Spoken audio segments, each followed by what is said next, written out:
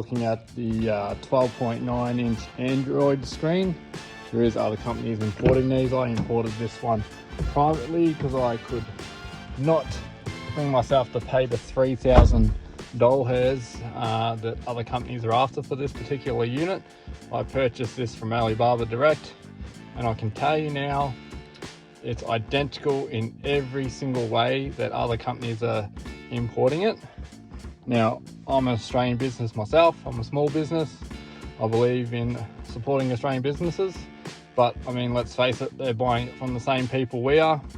So, you know, and I believe profiteering, but I'm not bagging any company.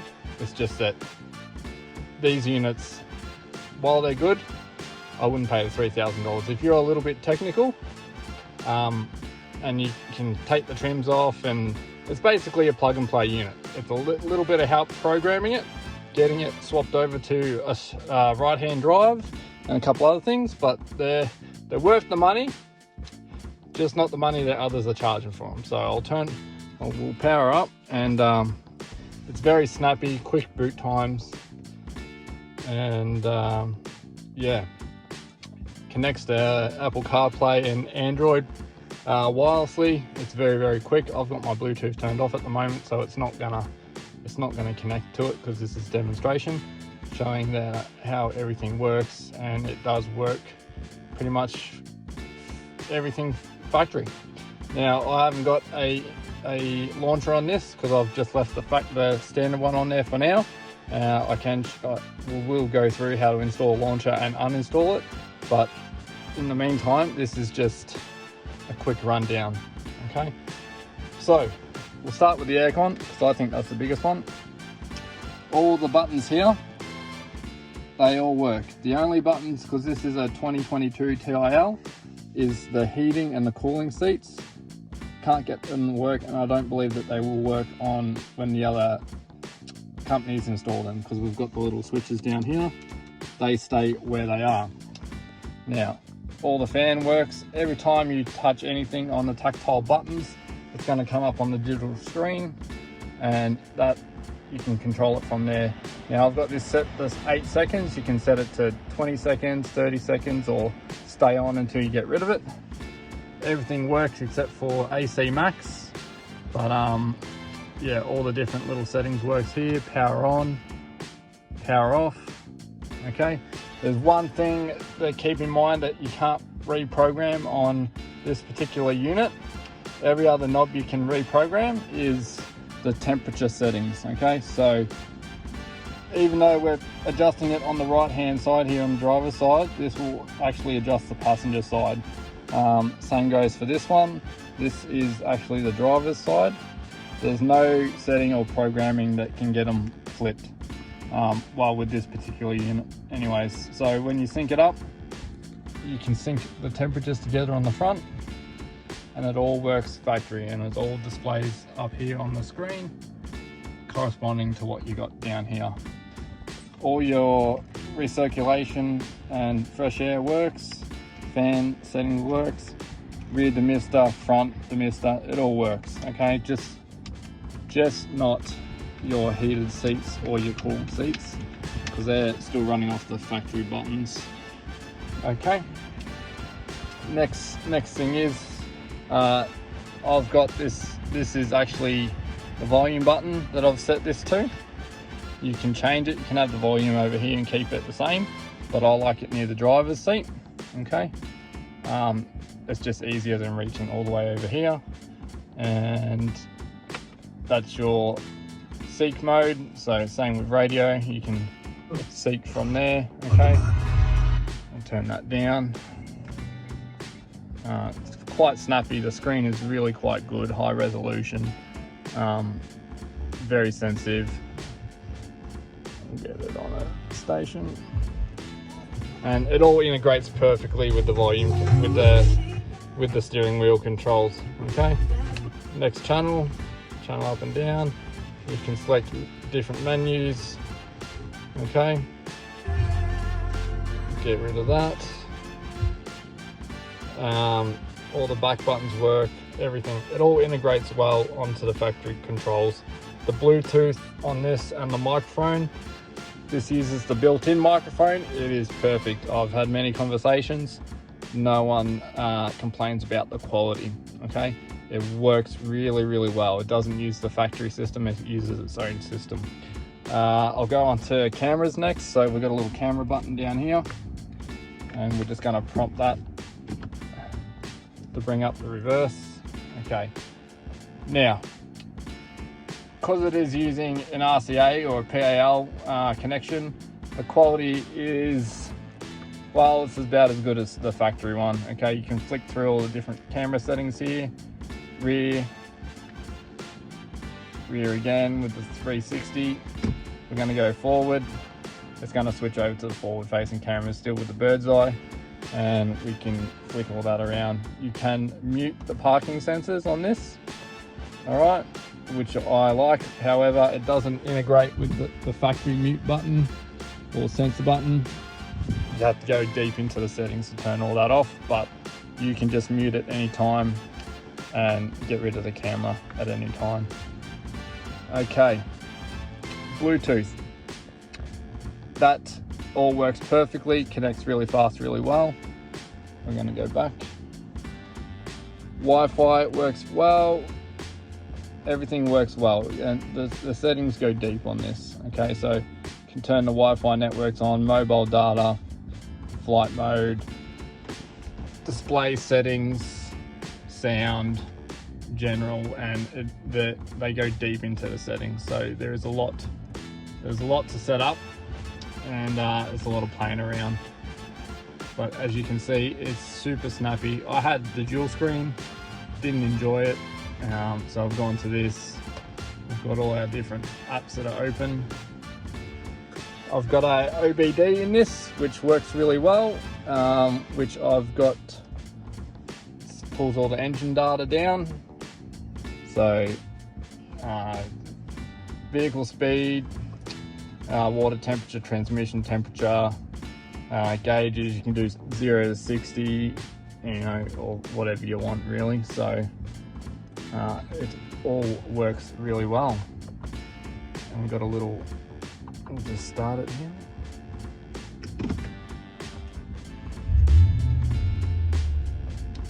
So yeah, it all works really well. For the price that I pay for this, I highly recommend purchasing them. I'm happy.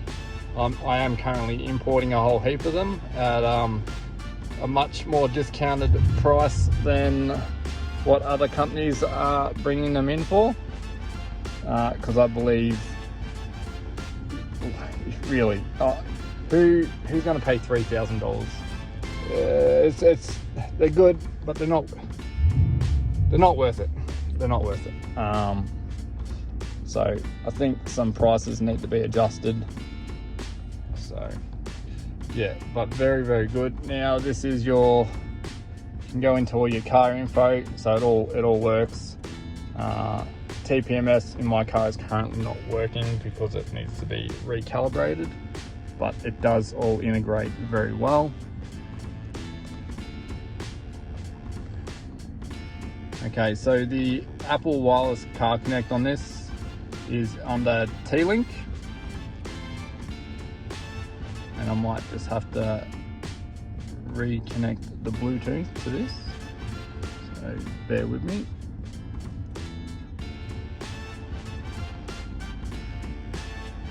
And see how quick that picked up Apple CarPlay? So it's connected.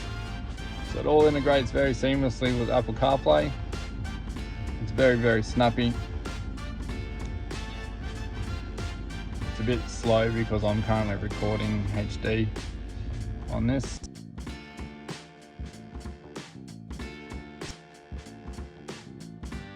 Two USB ports. I've got one situated down here that I've chucked in. We've got a little storage flap down here, and then you can run your USB ports through here, through the back if you want, drill a hole. I've got the SIM card tray just in the glove box there, along with another USB port, and you can run a HDMI cable to the back screens, which I've currently done, so you can link up the wrist.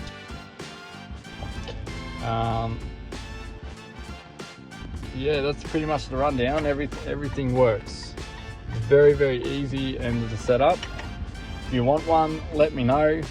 I think it just modernizes the hell out of the interior, rather than the crap that Nissan brings. Why didn't we get this Nissan? Is another point. It's in Australia. Why did we not get this? It's in the Armadas and the overseas models. It's just such a nicer unit. The only thing, piano black, very hard to keep clean, so you will get fingerprints and everything all over it.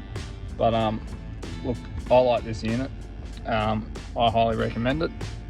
All right, now I will pause the video and we'll come back to this because we're going to install a launcher on this. So the way that you do this, you go to the Play Store, and we're going to go for this instance Nova launcher. Okay, let's do the basic one. So we're going to install it. Now, when you install a launcher, it just basically gives you just more flexibility with your home screen and everything like that. You can really just do whatever you want.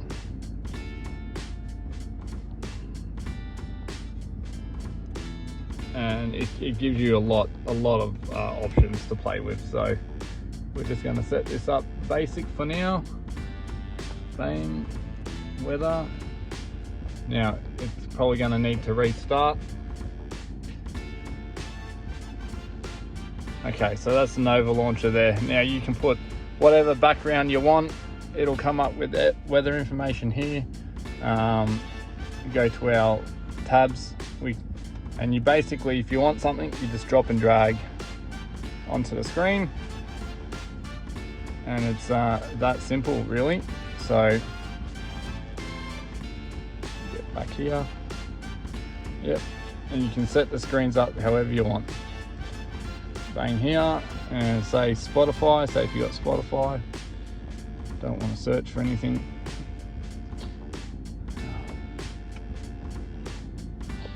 So we can bring up the Spotify app. We can have it in a big widget if we want. So widget, Spotify, tap and hold to pick up widget. Yeah, go away. And now we've got a Spotify widget. We'll remove that one. It just works really well. So yeah, you can go deep into the widgets and the setups and the launchers. Now, if you want to get rid of a launcher, it's an easy.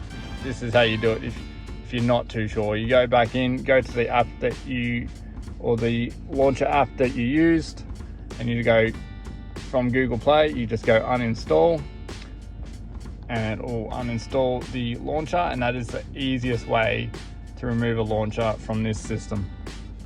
Okay, we've got automatic dimming that works, but you can change the brightness if you like.